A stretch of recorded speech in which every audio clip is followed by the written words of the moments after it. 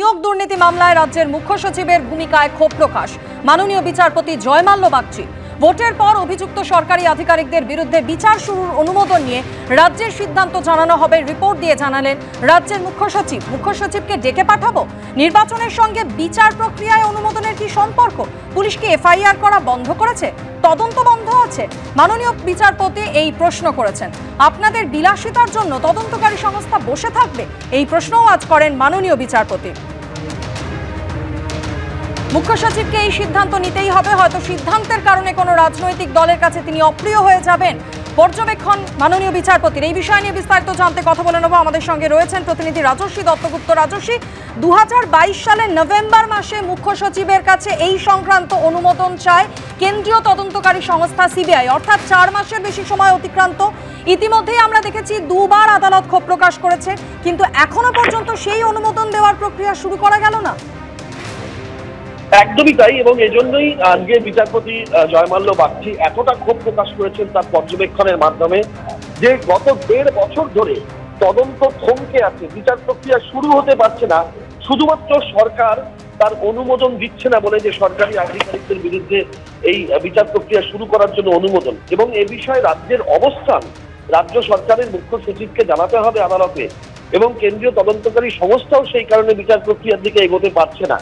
এই 1.5 বছর ধরে কেন এইভাবে বিচার প্রক্রিয়া শুরু করা যাবে না, তদন্ত থমকে থাকবে, এবং এটা শুধুমাত্র একটা রাজ্য সরকার তাদের অবস্থান জানাতে দ্বিধাগ্রস্ততা দেখাবে, সেটার জন্য কেন এটা হবে?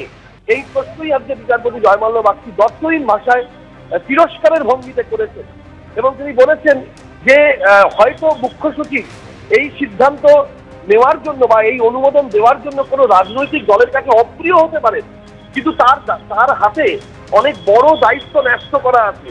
শুধু তাই নয়, বিচারপতি জয়মাল্য বাগচি এটাও বলেছেন যে একটা সরকার, তারা বলছে যে ভোটের পরে রাজ্য সরকার তাদের অবস্থান জানাবে, সরকারি আধিকারিকদের বিরুদ্ধে বিচার প্রক্রিয়া শুরু করা যাবে কিনা তার অনুমোদন দেওয়ার জন্য সরকারের অবস্থান জানাবে ভোটের পরে। কিন্তু নির্বাচনের সঙ্গে এই অনুমোদন দেওয়ার কি সম্পর্ক আছে, এই প্রশ্ন তুলেছেন বিচারপতি বাগচি। এবং তার সঙ্গে তিনি প্রশ্ন করেছেন যে যদি আজকে কেন্দ্রীয় তদন্তকারী সংস্থা এই সমস্ত কারণে এই বিচার প্রক্রিয়া অন্য রাজ্যে বা অন্য আদালতে সরিয়ে নিয়ে যাওয়ার জন্য আবেদন করে, তাহলে তাদের সপক্ষে এটাই হবে জোরালো যুক্তি যে রাজ্য সরকার গড়িমসি করছে, রাজ্য সরকারের আধিকারিক যারা দুর্নীতির দায়ে অভিযুক্ত তাদের বিরুদ্ধে বিচার প্রক্রিয়া যাতে শুরু করা যায় সেই অনুমোদন দেওয়ার ক্ষেত্রে। এইভাবে পরতে পরতে তিনি প্রশ্ন করেছেন এবং বলেছেন তৃতীয়বার সময় দেওয়া হলো এই নিয়ে গত 1.5 বছরে। 23 এপ্রিলের মধ্যে অনুমোদন নিয়ে যেন রাজ্য সরকার এই আদালতে হাজির হয়, এটাই কিন্তু শেষমেশ বিচারপতি বাগচি বলেছেন। ধন্যবাদ রাজস্বী।